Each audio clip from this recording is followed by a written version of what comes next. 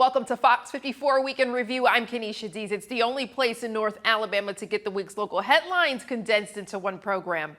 Our top story this week, flock cameras are raising privacy concerns across the Tennessee Valley, with residents in Huntsville and Red Bay expressing their concerns over the license plate readers and what it means for their privacy. Also, Fox 54 News took a look at what you can do if you think you've been flocked. Automatic license plate readers have become a topic of a national discussion recently. The cameras are used by law enforcement as a tool to help locate missing people or track suspects wanted in violent crimes. However, there are many in North Alabama who have their own reservations about the surveillance. Automatic license plate readers are cameras that record not just your license plate, but also identifying factors in your vehicle, your make, your model. While automatic license plate readers are used by law enforcement sometimes as a crime-solving tool, other people are worried about the added surveillance around town. My concerns are the privacy and abuse ones. There's been instances of police officers overstepping their bounds, not necessarily to track down criminals, but people that they have a beef with. And I think that that's a problem when there is this unchecked access to this type of information. There is no reason for an American citizen or any person to be tracked for their whereabouts, especially when there is no suspicion of a crime against them. I think that it is generally pretty disfavorable for the public. It's just a step into mass surveillance.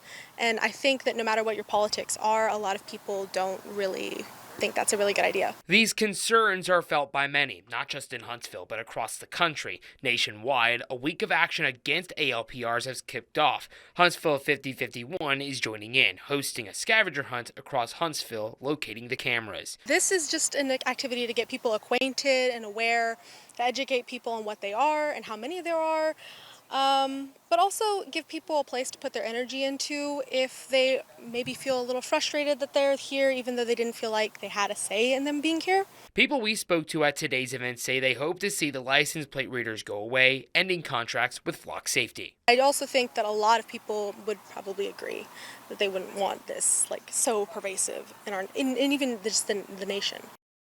Automatic license plate readers have stirred controversy nationwide. Tonight, residents in Red Bay had the opportunity to share their concerns over the cameras. These cameras are a tool used by law enforcement to help investigate and locate cars potentially linked to serious crimes. While there are 2 cameras posted in Red Bay, the tech can't be utilized by the police department until the policy is approved by the city council. Fox 54's Gabe Glassman spoke with residents who say they want these cameras gone. These cameras you see on the side of the road are flock cameras. Red Bay Police Chief Janet Jackson says there's 2 of them in the city. They can be used as a tool to help find cars potentially linked to a crime. If they're a sex offender or have the suspect in any crime, if an agency has entered that into the Alabama Criminal Justice Information Center, then if that vehicle passes by an LPR device, then it will alert those of us that have access to the flock safety system. And while these cameras are a tool used by law enforcement, residents have their own reservations. Those concerns are being brought to light during a special called city council meeting. Many residents filing into City Hall to make their voices heard and to hear more about the purpose of these cameras, one of whom is Edmund Massey, who has his concerns over the added surveillance. Law-abiding citizens shouldn't be surveilled. Do they have the right to surveil us? I mean, theoretically, they're there to serve and protect. But part of what they should be protecting is our right to privacy, not just to surveil us because somehow, someday, that might be of use in some criminal investigation. That's where I think it crosses the line. Massey hopes to see the cameras removed and the resources used to fund the flock safety cameras be used differently. I would rather have another officer patrolling the streets and doing useful stuff. I would much rather pay for that than more surveillance cameras. The disapproval from residents spans larger than Monday night's meeting. A petition on change.org reached more than 100 signatures calling for the cameras to be removed. In Red Bay, Gabe Glassman, Fox 54 News. This will be changed if a vote is made. Chief Jackson adds the cameras have already proven to be a help to law enforcement. She also says Red Bay PD will take measures to make sure there's no misuse of the cameras and emphasizes this tool is for the safety of the community. Nobody likes the feeling of being watched, especially if you haven't done anything wrong. Flock cameras have become a growing controversy nationwide, leaving frustrated drivers asking, if the police can look at my data, shouldn't I have the right to see what they're looking at? So if flock cameras capture video or collect information on you, do you have the right to request it? We verify.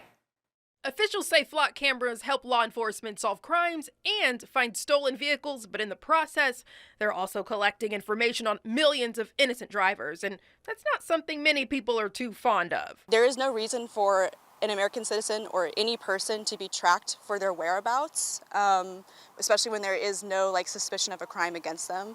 It's a violation of our rights. I think that it is generally pretty disfavorable for the public. It's just a step into mass surveillance. And I think that no matter what your politics are, a lot of people don't really think that's a really good idea. These cameras scan every plate that passes by, but if all these agencies have access to your information, shouldn't you? So if you've been flocked, do you have the right to request that video or data? Let's verify.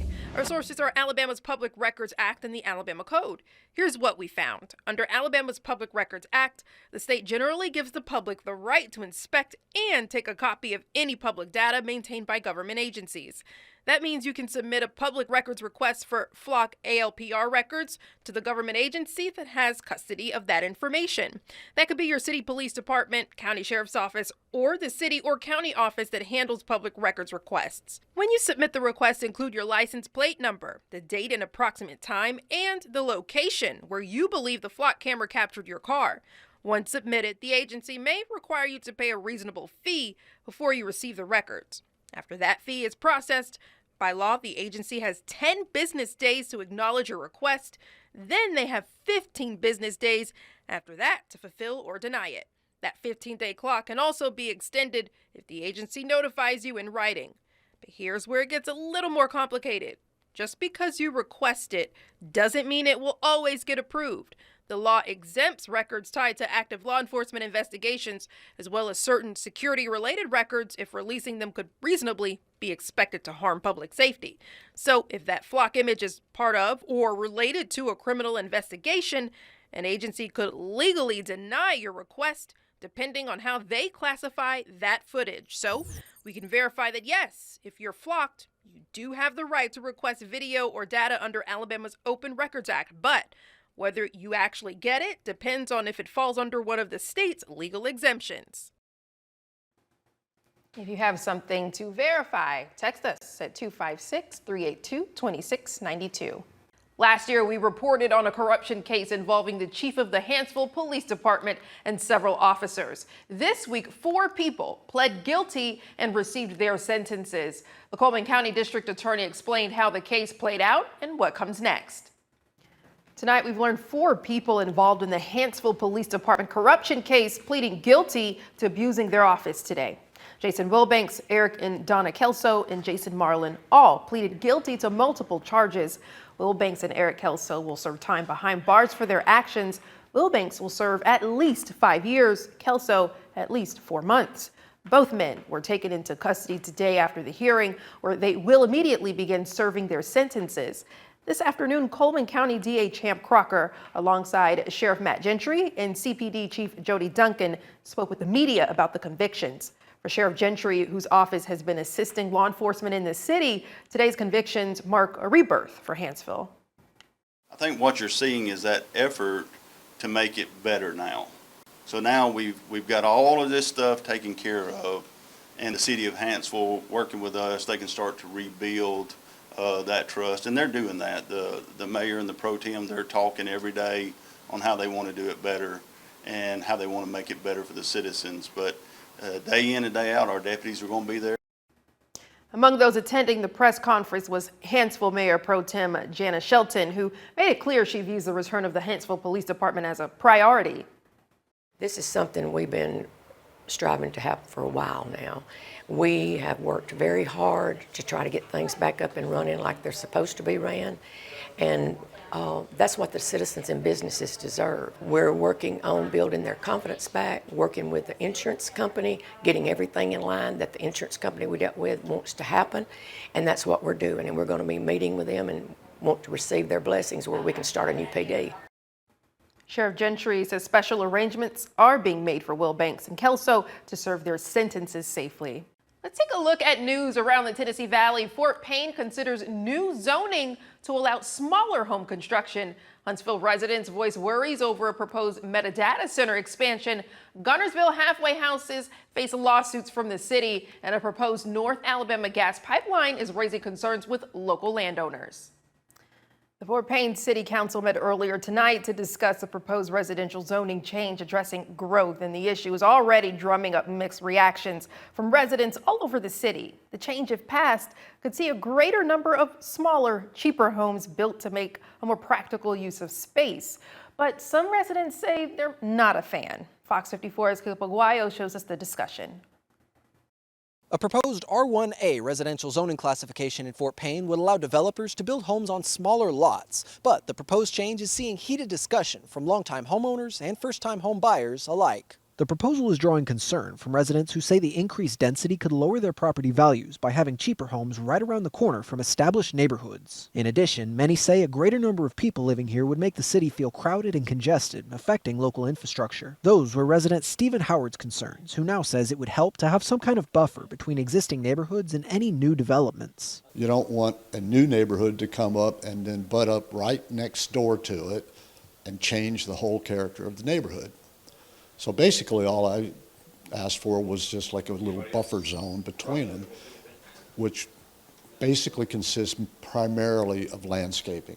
On the other hand, many say the proposal would save space, allowing more room for homes in spots where larger lots may not be practical. Supporters of the proposal also say smaller homes would fit within the budget for more people, allowing younger families to move in. Amid a steady increase in home prices, one local resident says the change would allow her family to get a foothold in the housing market. There'll be more traffic, yeah, for sure, but everybody deserves a fair chance at a good environment, healthy living. Families starting out, starter homes are always what you were looking for, because we weren't going to jump in and buy our first house and it be our forever home. So definitely like starter homes I think would help the beginning families, younger couples, ones that are just bringing newborns home. The proposal is still up for debate, and many here are divided over their concerns. But the Fort Payne City Council heard that discussion tonight and tabled its vote for the next council meeting on September 1st. In Fort Payne, I'm Caleb Aguayo, Fox 54 News.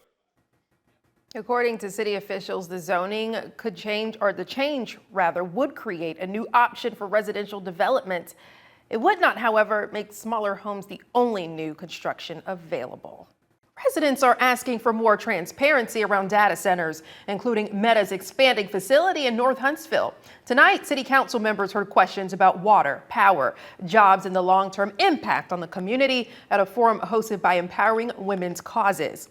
Meta's data center is located in the North Huntsville Industrial Park, just off Memorial Parkway. Fox 54's Valentina Chalala was there today and spoke with concerned residents about the expansion and what they want the city to do next. Right now, this data center is already part of Huntsville's industrial landscape. But with a second phase being considered, residents want to know, what will this expansion mean for water, power, and the communities around it? Meta opened this data center in 2021. Phase 2 adds 2 more buildings, bringing the campus to about 2.5 million square feet. Lynn Anderson, president of Empowering Women's Causes, says residents want more answers about the impact of data centers before more arrive. There are no regulations that regulate data centers. Their water consumption, their power consumption, their noise pollution, quality of life. During the meeting, residents got to share their questions with City Council members Jenny Robinson and David Little, from environmental impacts and a possible audit to whether Meta is meeting its original promise. It is my understanding that when this Meta data center was approved, it was promised to provide 100 jobs averaging about $80,000 per year. We'd like to make sure that they are fulfilling this promise or plan to fulfill this promise. Naima Russ says the concerns seem to go beyond political lines, with people from different parts of the community asking similar questions. Young, old, northern, southern regions, Democrat and even Republican, this has been an issue that has been brought up and that a lot of people are concerned with. Anderson says the group's goal now is to pause future data center development, at least until the city can create a more resident-involved process for adding them. We would like a year moratorium on any other data centers that are planned. We have more questions and really no answers to any of our questions. Overall, they say it's important to have these conversations now so the public has a say in how Huntsville's data center industry grows later. In Huntsville, I'm Valentina Chalala, Fox 54 News. City council members say they'll compile the questions raised tonight and look for answers. Anderson says the group may also push for a larger public hearing involving the city, Meta, and other agencies in the future. A series of lawsuits will decide the fate of 2 recovery houses after the city of Guntersville decided to sue the pastor operating them for violating a zoning ordinance. Now he's working to counter that lawsuit by fighting those allegations in federal court. The 2 properties in question are zoned for single-family use, but they currently house multiple people recovering from addiction, leading to concerns about licensing and the legality of operating in residential areas. Fox 54's Caleb Aguayo shows us the situation. The city of Guntersville is looking to shut down the recovery house behind me, kicking multiple people to the curb who say they have nowhere else to go. It's all part of a lawsuit targeting 2 homes inside city limits, part of the Jesus Recovery House, for being unlicensed to operate within a single-family residential area. Court documents note complaints about people coming and going in an unregistered vehicle parked at the homes. But Pastor Troy Blair says management of the recovery houses is family-oriented, with residents sharing responsibilities, rides to work, and accountability daily with no on-site supervision. He adds that it keeps them from being qualified as family care homes, requiring multifamily zoning. In fact, Blair is working on a fair housing complaint of his own to target the city of Guntersville in federal court for what he calls disability discrimination and retaliation against recovering addicts, a protected class. We're going to fight this tooth and nail. If I have to take it to the Supreme Court, we'll take it to the Supreme Court. But I want the addicts to know that they have rights. They don't have to be treated less than, that we do recover. We can go forward after we've healed. We should be able to reintegrate back into society and live just like everybody else does. Some of those residents saying the support they've received has been life-saving, and a closure would force them back onto the street with no way to continue their recovery safely. Me being here, it actually saved my life. I've got closer with God being here. I'm able to help other guys out with the recovery. We get back out in the community, we get jobs, we go to church, we get set up with our roots that's going to anchor us into our recovery and get the people that we need. But without this place and without this family here, I know I would be dead. I ain't never, ever seen a place like this. This is family. They're my brothers, I used to say I'd die for all of them, but I'm gonna live for them. In the meantime, Blair is working to develop a collective of nonprofits to share resources, advocate for recovery houses, and change state legislation to keep them inside city limits across Alabama. In Guntersville, I'm Caleb Aguayo, Fox 54 News. Blair says he's hired an attorney on retainer and vows to fight the city for what he sees as discrimination. Fox 54 also reached out to the city of Guntersville, which declined to comment. A proposed natural gas pipeline could help meet North Alabama's growing energy needs, but some landowners are raising concerns about how it could affect their farms and property. The project, now moving into the study phase. The 137-mile pipeline would run through North Alabama, including Lauderdale, Limestone, Madison, and Jackson counties, with Killen, Athens, Huntsville, and Scottsboro among the communities in the project area. Fox 54's Valentina Chalala spoke with concerned residents and Huntsville Utilities about the project and the concerns it's raising. The project is being led by the North Alabama Public Energy District, or NAPED. The project would create a new publicly owned natural gas pipeline, giving North Alabama another way to get the natural gas it needs, instead of relying solely on outside pipeline companies. Joe Gertis, Director of External Affairs for Huntsville Utilities, says the goal is to help meet the region's need as it continues to grow. When we do the math, we find that we can do it less expensive on our own, and we have better control of the rates. But the project is still in its early stages, and property owners along the proposed corridor have recently started receiving letters about the next step. What we're asking for is the ability to get in there, look at their property, do the surveying, get some soil samples, and make sure that what we want to do is even viable. I'm standing near one of the areas included in the proposed pipeline corridor.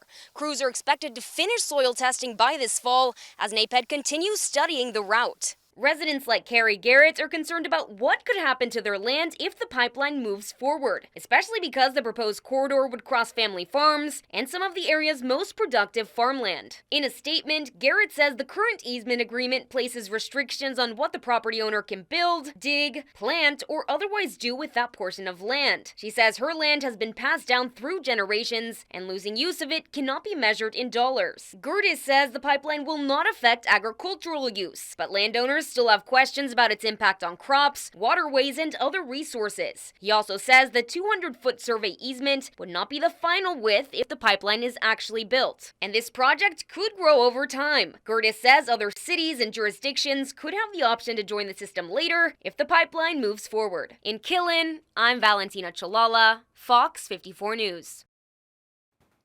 Gertis says NAPED plans to hold public meetings for property owners soon to share more details and answer questions. He says anyone with questions should reach out to NAPED. You can find the link on our website, fox54.com. The state of Alabama is giving out a bonus for state and city workers, as well as public boards like utilities and county commissions. But not everyone is getting a piece of the pie. It all depends on whether your city is participating, and there are dozens in North Alabama that aren't. It's part of a funding program the state distributes every few years to help with the rising cost of living. Retired state employees are getting their money automatically, but local municipalities have to pay their own way into the program. But what does that mean for you? Let me explain. A $300 check may not seem like much to many people, but on a recurring basis, and as the cost of living goes up, many retirees say it's important the state continues its program to give bonuses based on the time they've served. Advocates for the state's retiree bonus say, at the end of the day, it's all optional for local government. We don't force that on local governments.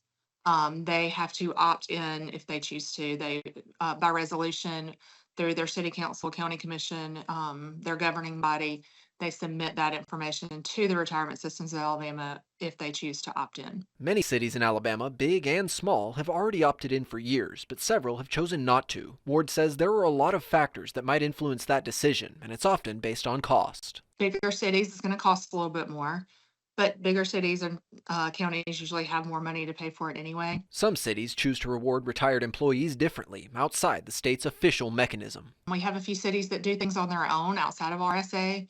That may give like a Christmas bonus outside of their budget, or out of their budget, but outside of RSA officially.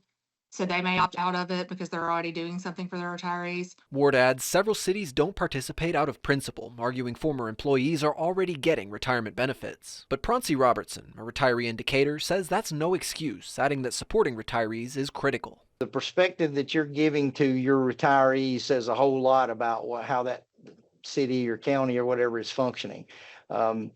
Folks need to think about that are working there. How they treat those retirees is how they're going to treat you in a few years. I know they always throw it back to, oh, the budget's, so tight this year, yet we'll see, $100,000 spent on a Christmas tree in Decatur. And it's not just Decatur. 9 cities and 16 towns in North Alabama have not yet opted into the program, leaving hundreds of retirees without that extra support. I think that those folks deserve that respect.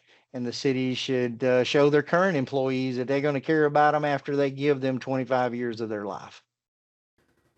The deadline isn't until August 31st, so local municipalities still have 11 days to opt in.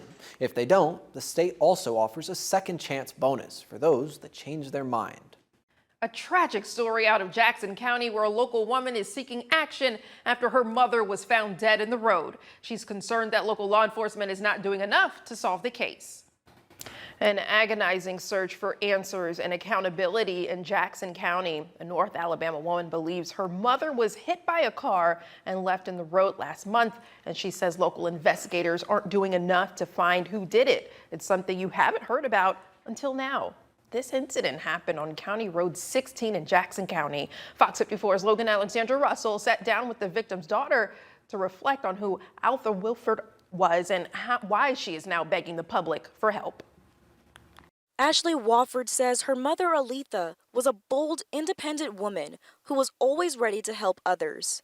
On the evening of July 16th, she was out along County Road 16 in Jackson County doing what she always did, walking her English bulldog Pearl and picking up trash near her home. My mom, Aletha Wofford, was very outgoing and a big, bold personality. She never met a stranger. She was always willing to help those in need and making sure that you felt comfortable around her. Wofford says footage from her mother's Ring camera shows Aletha alive around 7:23 p.m. Just moments later, a passing driver found her unconscious in the middle of the road. Her death certificate officially lists her cause of death as blunt head trauma due to a pedestrian struck by a vehicle. But a month later, Ashley says local law enforcement originally tried to dismiss her mother's death as an accidental fall from an ATV. She claims investigators have failed to follow up on critical leads, including a speeding vehicle seen leaving the scene and tire tracks on the road. Having to fight for answers, having to be a detective myself, it seems like that I shouldn't be having to do this. I'm grieving her while also having to search for answers and what happened to her. With the investigation stalled, Ashley is begging anyone who was on County Road 16 that evening to check their cameras, recall any small details, and help her get closure. And put yourself in my shoes. If this happened to your mother, you would want answers. FOX54 reached out to the Jackson County Sheriff's Office and we're waiting to hear back. In Jackson County, Logan Alexandra Russell, FOX54 News. Certainly a plea for help. Well, Ashley says she's now her mother's advocate, asking anyone with any information to do the right thing and come forward. Election season is in full swing. Alabama Senator Tommy Tuberville responded to the latest in a series of lawsuits from former gubernatorial candidate Ken McPheeters. U.S. Representative Dale Strong gave a District 5 update, and Fox 54 News sat down with the candidates running in this Tuesday's municipal election. A Jefferson County Circuit Court judge has dismissed the latest lawsuit filed by former gubernatorial candidate Ken McPheeters, challenging Senator Tommy Tuberville's eligibility for governor. McPheeters argues Tuberville does not meet Alabama's 7-year continuous residency requirement. However, a judge ruled today that McPheeters' dissatisfaction with rulings by the Republican Party is not equal to the rejection of due process. This marks McPheeters' third unsuccessful legal challenge to Tuberville's eligibility. His federal lawsuit was dismissed last week. We asked Tuberville about the various challenges to his run for governor at the Auburn Lab grand opening here in Huntsville yesterday. Here's what he had to say. When I decided to run a year and a half ago, we made sure we crossed every T, dotted every I. I wasn't going to run if I wasn't eligible. I'm a little bit smarter than that. And so we looked at it. Everything was fine. We give all the information that we had to the people that needed it. And we were cleared, so we're off and running. And this doesn't bother me at all. All it is, they don't have anything to run on, so they're just trying to make a problem for me. It's not a problem for me, it's a problem for them. In a separate case, the Alabama Supreme Court extended a deadline for Tuberville to respond to a separate lawsuit filed by 2 veterans. His response is due August 27th. Congressman Dale Strong joined us in the Fox 54 studios this afternoon, and among the topics we discussed was the recent announcement that Bellefonte Power Plant could soon house nuclear reactors. When asked about the news of TVA looking to revive the abandoned power plant, Strong made it clear he's in support of seeing the site be used for something. He also added that he's excited to see the TVA invest in Jackson County. It is Jackson County's time. I mean, this piece of property, they went all in with TVA, and I think TVA is now fixed to go all in with Jackson County. We'll have the ability here in North Alabama alone to create some of the largest power of any power-producing state in the country. And so you start looking, you put Bellefonte with Browns Ferry Nuclear Plant, man, that will be something special. But I think the diversity of our power is what makes us who we are. Some problems have become even more apparent, including increased traffic at the gates on Redstone Arsenal. Congressman Strong tells us he believes the solution to the problem has been found. The last thing that you need is a lieutenant colonel checking an ID. We have about 800 enlisted here at Redstone Arsenal. We even changed the language where they can subcontract that out to others if they don't have the right workforce there to do it. There's no way we should have gates closed at Redstone Arsenal, and that's exactly what we're doing to solve it. And I've been assured by the Secretary of the Army that that problem will not exist any longer. Strong also addressed recent concerns with the U.S. Postal Service, calling delays unacceptable and plans to investigate mail issues impacting North Alabama. Congressman Dale Strong is calling for changes at the U.S. Postal Service, citing mail delays, undersized post offices, and billions of dollars in losses. He's pushing the Reform Act, which would tie the Postmaster General's bonus pay to performance and the condition of postal facilities. Strong says people in the state's 5th congressional district are waiting for months to get mail that should arrive in days. You're looking at a mail pileup at post offices in Harvest, Owens Crossroads, and Huntsville. Strong points to what he says are $25 billion in Postal Service losses over the last 3 years. He says those problems, combined with a $200,000 bonus for the Postmaster General, have pushed him to demand answers.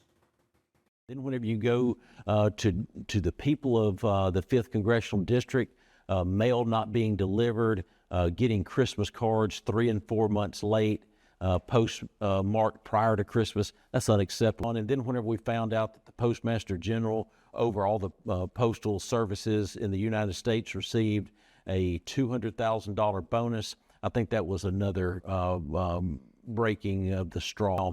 Over $25 billion was lost in the last 3 years, including $8 billion in 2025 alone. It's not meeting the needs of the people of the 5th District of Alabama, so we're going to investigate it. Strong says the goal is to find out why the postal system isn't meeting the needs of the people he represents. You can watch the full interview with Congressman Dale Strong on the FOX54 app. Download on your TV, watch for free.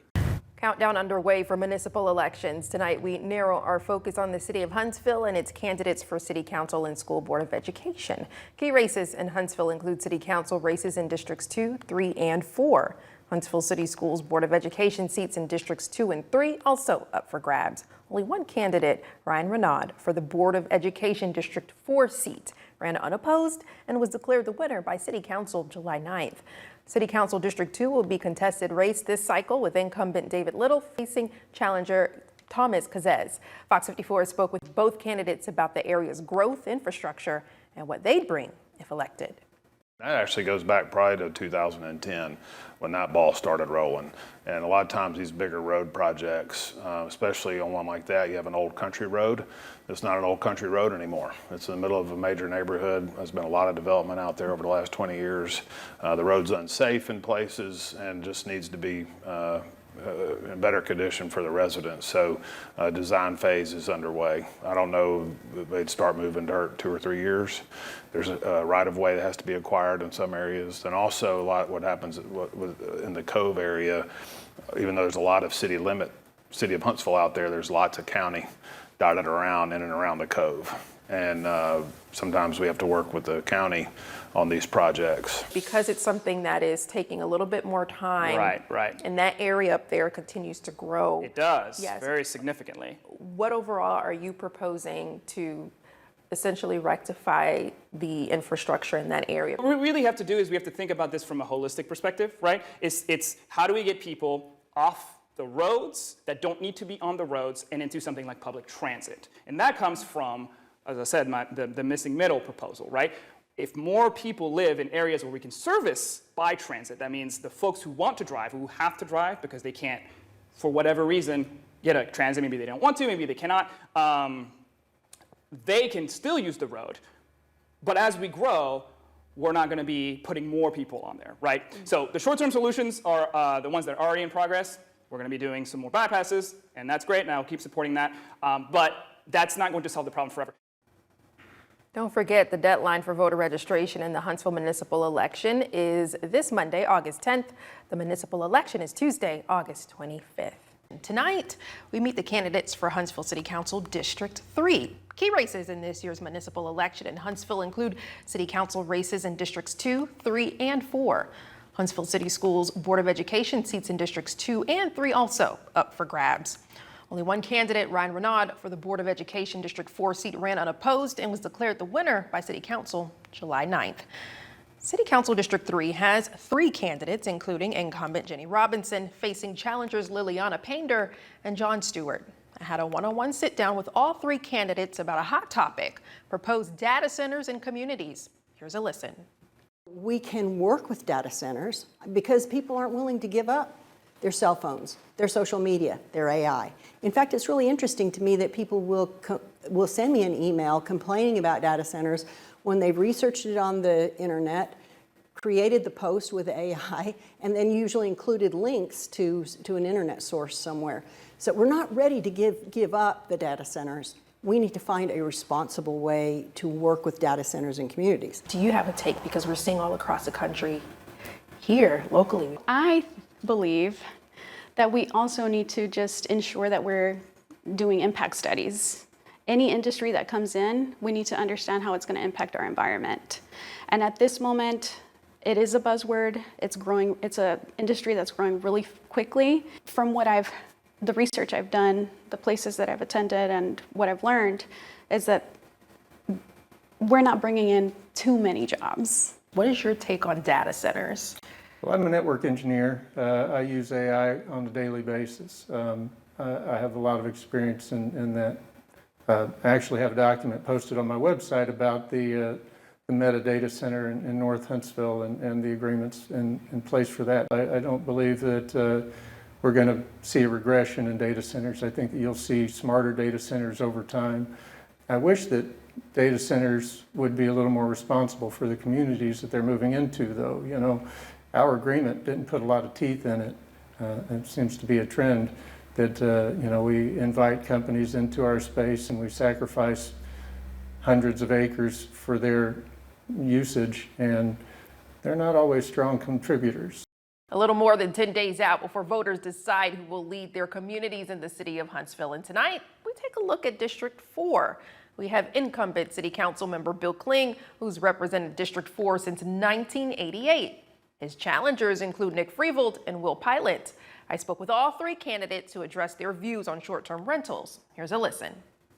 Well, there needs to be very strict guidelines if and when you're going to have them, because no one who lives in a nice, quiet neighborhood likes to have a rental next door to them, and all of a sudden it's party night every Saturday night, every Monday night, and every Thursday night. And that's disruptive because everybody, again, wants to have a quiet, peaceful, clean neighborhood. Many of these short-term rentals, they do not even have a license by the city. They are just coming in, renting it out. It's party time, noise. So enforcement is really the biggest issue with short-term rentals. So being more clear to, you know, having more clear like portal or website, make it more clear like what you actually need to do to set up a short-term rental and exactly where they're allowed in the city too. Because I'm a small business owner, there's a lot of business related stuff that you just don't realize when you're first starting a business. Like I didn't even realize I needed a business license for selling online, because I wasn't even selling any products in Huntsville, I was just selling online. What are your thoughts on short-term rentals? So if you look at what Madison did in limiting the overall number of permits that they would issue, they did a 3-strike to where you've got to be a good neighbor. If you have more than 3 noise complaints, then you're out. And so I think that I would be in favor of a short-term rental ordinance similar to what Madison did. You limit the number of permits, you charge a fee, and then you have strict parameters around if people aren't going to be good neighbors and manage the property effectively, then get their permit pulled. Education is an integral part of your child's future, and who you elect for school board is just as important. Tonight, we focus on Districts 2 and 3 for the Huntsville City Schools Board of Education races. District 2 includes incumbent Holly McCarty and Matt Woolsey. The District 3 race includes Robert Coach Pete Person facing Peyton Redfern. Ryan Renaud is the only candidate who ran unopposed for District 4 and declared the winner July 9th. I interviewed all 4 candidates in the running. I asked them how they intend to work with the City Council on the continued growth in Huntsville, considering the recent annexation of Harris Farms. Here's a listen. Our capital plan is already in place to carry us through 2033, 2034 in that time frame, but we're already gathering data in coordination with the city and on our own to make sure that we are staying on top of where these families are going, because of course not every house that gets built has a family with children necessarily, but we certainly need to know where all of those are so we can plan accordingly and be ready to continue to serve all the students in Huntsville City Schools. Do you believe that there's enough communication between the school board and the city of Huntsville, because 1,800 homes is going to mean 1,800 more families? Yeah, so I know that they do communicate, but could always be improved. One of the priorities that I have in running for this office is I would like to see us expand our planning horizon, because I do believe the city does have an idea of what future growth may look like. And so when you do, it's somewhat predictable. Even though it's not certain, you can forecast where you expect the city to be in the next 10, 15, and 20 years. And I think the school system should be lockstep in that. And so I would like to see a framework that allows us to expand on our capital planning so that we can incorporate changes as they come down through the city, and then also have an annual or biannual process where we reevaluate our long-term plan. If I'm elected on August 25th, I've made it a point to build relationships both at the local level, at state level, and even at the federal level with our other elected officials. And whether we see eye to eye on every decision or every point is moot, right? Because my job is to represent the families of District 3. And as such, those relationships are going to be important. I think that, Dr. Robinson, Jenny Robinson, has been clear that she wants to have that relationship with the school board. I think that Phil Riddick, one of the county commissioners, has been clear that he wants to have that relationship with the school board. Let's wrap up with a record and a celebration. Lawler's Barbecue attempted to set a world's record for the most potatoes served in 4 hours, all to benefit Kids to Love. And the Huntsville Housing Authority celebrated 85 years of serving local residents. It was a busy scene at the Orion Amphitheater today as Huntsville residents packed the venue with two main goals in mind: filling their stomachs and filling a need in our community. Starting at noon, Lawler's Barbecue handed out free stuffed potatoes to anyone who showed up. But this was more than just a free lunch for the Rocket City. Lawler's was attempting to officially break the world record for the most potatoes ever served in 4 hours. When you bring two incredible organizations together that have a shared purpose for an event like this, and you say, let's break a world record for serving the most potatoes, but also raise money for a good cause, for meeting the needs of children in foster care. Look, people come out. I mean, it's incredible the number of people. Every single potato served helped raise awareness and support for Kids to Love, a local organization dedicated to helping children in foster care across our region. Goal for the Guinness Book is 5,000 stuffed potatoes, but for us, every dollar counts. So if it's $1, if it's a change in your pocket, if it's $10, because a normal stuffed potato is $10, and these potatoes are free. Those in attendance say today's event is a win-win. Gotta be honest, I just love a good potato. Yeah. It's also for a good cause, and it's an opportunity to be part of something cool, so it's pretty exciting. Yeah. Volunteers worked nonstop throughout the afternoon to serve as many people as possible before wrapping up the ambitious event. Organizers say they're still tallying up today's final numbers to see if Huntsville officially set the new record. In Huntsville, Logan Alexandra Russell, Fox 54 News. Huntsville Housing Authority celebrates 85 years in the Rocket City. City and community leaders came together to commemorate the last several decades, showcasing Huntsville Housing Authority's history and the families who lived in the neighborhoods. Among the attendees was District 1 City Council member Michelle Watkins, who was part of a panel. Watkins shared with Fox 54 her childhood in the Northwoods community. I just bring back some beautiful memories. When I grew up in public housing, we had a village. As one of the guest panelists was saying, it takes a village to raise a child. Well, we had a village in public housing. And it's just great to celebrate those memories, celebrate the successes that came out of public housing, and celebrate the future of public housing. And it wasn't just the past folks were focused on. Before the event started, Huntsville Housing Authority Executive Director Antonio McGinnis spoke about the future and what he hopes to see. Currently, we have close to 600 people on our wait list. So the need for affordable housing isn't going anywhere anytime soon. So we need housing now more so than ever. I feel like there are going to be more partnerships, more opportunities for us to grow, more opportunities for us to do public-private partnerships to get more units on the ground. So I'm excited about what the future can hold as it pertains to getting more units out there. McGinnis says that today's celebration was not just about the Huntsville Housing Authority, but also the staff and the community that have supported the organization over the last 85 years in the Rocket City. Thank you for watching Fox 54's Week in Review. Watch the Fox 54 app for more great programming with in-depth local specials, locked on sports, true crime, cooking shows, wellness experts, and continuing weather coverage. For everyone at Fox 54 News, I'm Kanisha Dees. Have a great weekend.